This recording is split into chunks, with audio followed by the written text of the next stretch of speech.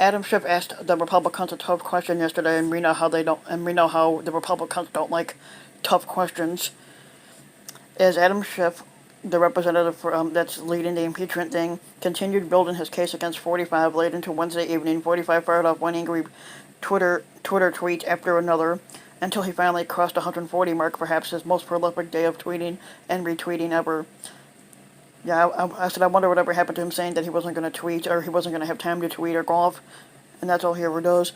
All those tweets, many of which amplified the preposterous claim that 45 did nothing whatsoever wrong, sent the republican senators and their staffers an unmistakable message. 45 was watching the proceedings very carefully. If you vote to allow new witnesses and evidence, there will be absolute hell to pay. At one point, Adam Schiff, the California Democrat who's leading the team of House impeachment managers, asked the Republican senators a question that they didn't have an answer for. He said the truth is going to come out.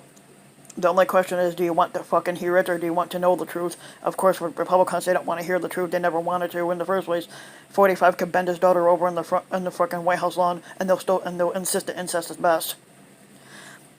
Or he could commit crimes in front of them, and they would still dodge and deflect and bounce up and down on his dick like never before. This argument has been ubiquitous, including on this blog. GOP senators who vote against subpoenaing new witnesses and documents run the risk that more damning revelations will come out after any such votes and after their inevitable acquittal. This could allow those revelations to be hung around their necks as examples of what they sought to help 45 cover up.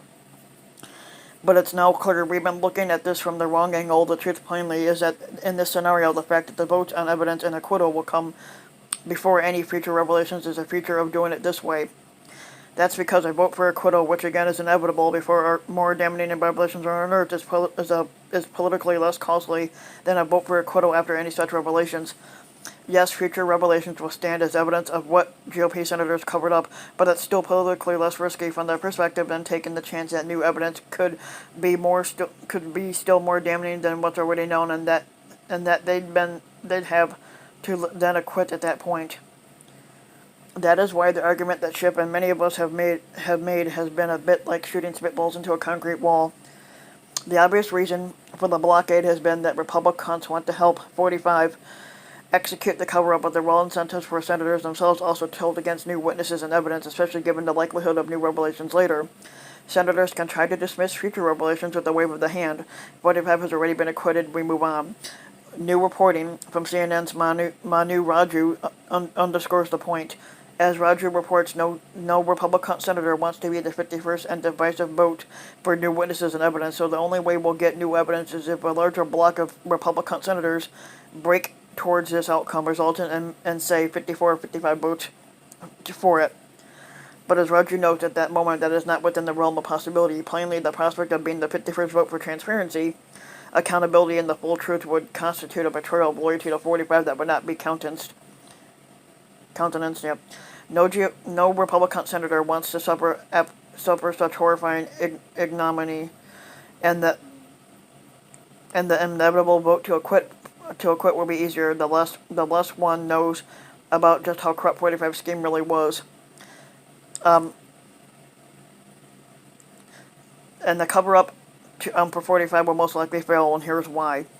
Still, time is working against 45. What has already been demonstrated by House Democrats is incredibly damning. But since the impeachment vote, digging by good government groups, supplemented by investigative reporting, has shown that concerns outside the administration about the illegality and impropriety of 45's corrupt freezing of military aid to extort Ukraine ran far deeper than we know. More is going to come out. The nonprofit group American Oversight just received realms of new emails pursuant to a Freedom of Information Act lawsuit from the White House Budget Office, showing that one day that 45 pressured the Ukrainian squatter. White House officials were still working to justify the aid's freezes legality, creating previously unknown internal tensions. But many of those documents are heavily redacted. Austin Everest, the executive director of American Oversight, tells me the group will be negotiating with the White House Budget Office about getting some redactions lifted, and if it doesn't sufficiently comply, it's back into court. It's perfectly plausible, though hardly guaranteed, that the ruling may lift many redactions in the next few months. One can envision numerous possibilities emerging from those documents. For instance, it's possible that the redactions cover up international conversations or additional concerns about 45's rationale for freezing the aid. Remember when the Just Security website was able to appear under the redactions in a previous batch of emails? It was very revelatory. What's more, American Oversight is suing for still more documents. According to the group, 2 new batches are due from the State Department in February. Those requests concern, among other things, communications to and from the Secretary of State Mike Pompeo and other top officials regarding 45's lawyer, dumbass Giuliani's escapades in Ukraine to unearth dirt smearing Joe Biden. Those 2 will be redacted, but if necessary, American Oversight will go to court on that as well.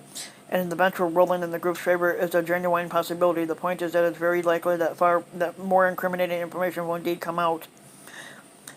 There is a strangely ingrained media narrative that tends to treat Senate Majority Leader Bitch McConnell as the deviously clever and all-controlling wizard behind the Senate curtain.